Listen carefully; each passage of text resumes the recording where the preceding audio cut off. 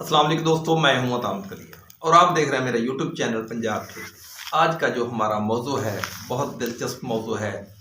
हमारा किसान थोड़े से पैसे लगाकर अपनी गंदम से बहुत ज़्यादा मुनाफा ले सकता है, यानी कि 4,000 रुपया फी एकड़ अगर हमारा किसान खर्च करता है तो वो 40,000 रुपया उससे कमा सकता है।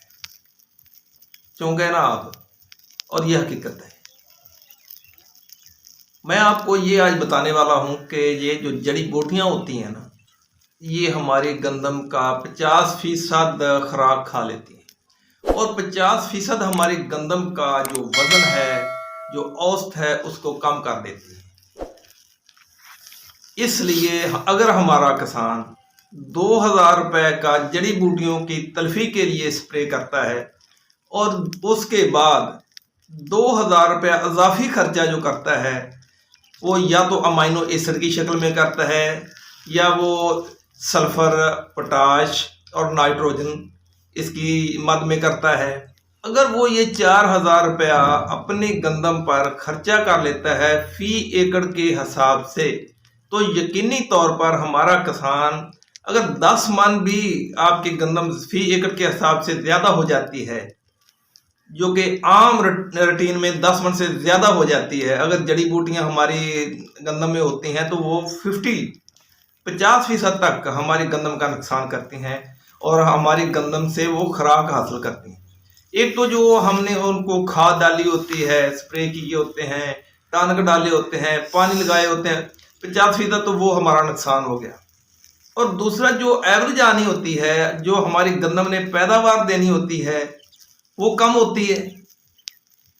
इसलिए हमारे किसान को चाहिए कि सबसे पहले जड़ी बूटियों पर ध्यान दे।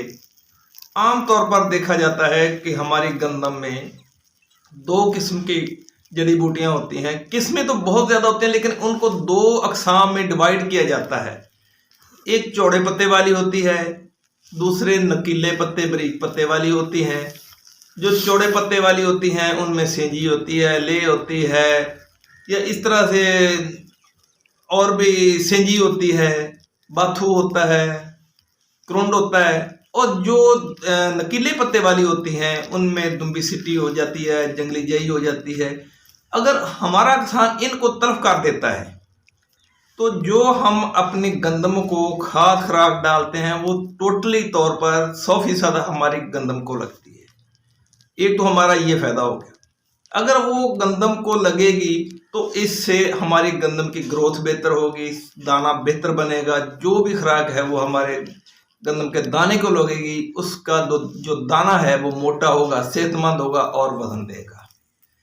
दूसरी बात यह है कि अगर हमारा किसान 2,000 रुपया लगाकर सल्फर का इस्तेमाल करता है, सल्फर का स्प्रे कर देता है, या फ्लड कर देता है, या अमाइनो एसिड का स्प्रे कर देता है, या इसके अलावा हमारी ज़मीन में अक्सर पोटाश की कमी होती है, या एनपीके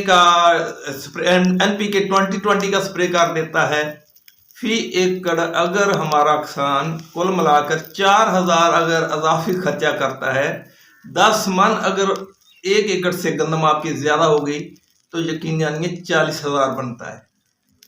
अगर 4,000 लगा के आपको 40,000 बचत में आता है तो हमारे किसान को और क्या चाहिए। लेकिन हमारे कुछ किसान अनगहली कर जाते हैं, वो कहते हैं यार छोड़ो, क्या करना है। मैंने तो ऐसे भी कुछ किसान देखे हैं जो कहते हैं यार रहने दो, गंदम में इतनी ज़्यादा जड़ी बूटियां नहीं है, स्प्रे नहीं करते।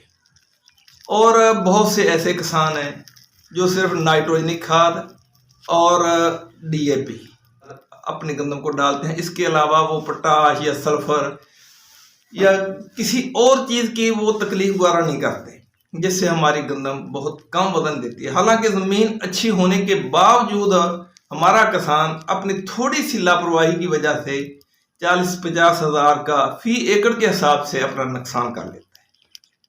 उम्मीद करता हूं कि आपको मेरी इस बात की समझ आ गई होगी। वीडियो अच्छी लगे तो इसको लाइक करें, शेयर और